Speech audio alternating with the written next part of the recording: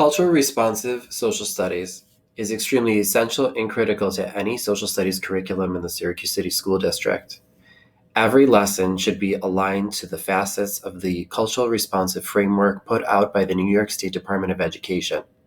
In addition to the cultural responsive sustaining education framework, social studies teachers should adhere to the Native Knowledge framework from the Smithsonian Institute, the Teaching Hard History framework from the Southern Poverty Law Center, and best practices for serving LGBTQ students from Teaching Tolerance.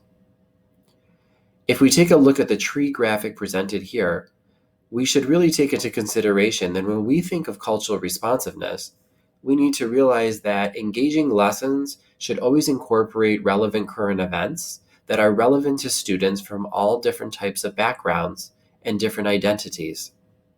Such current events, as well as opportunities for activities that promote self-ownership of learning, should include students to co-design the lesson process. One famous strategy that can be used for doing this and engaging students at the same time is the question formulation technique outlined in the Engage Lessons explanations on this webpage.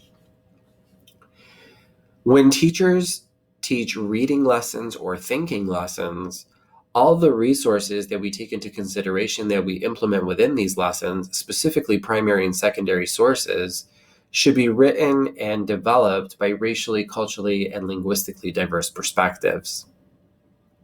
Writing lessons should really take a critical look at the examination of power structures across history and time.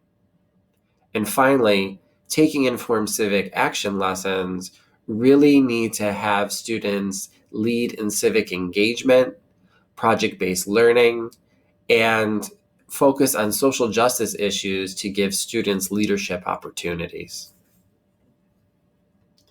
The links provided on this webpage will link you to all the frameworks, including an interesting article examining the differences between multicultural education, social justice education, and cultural responsive education. It is important that we implement all three types of education within our curriculum.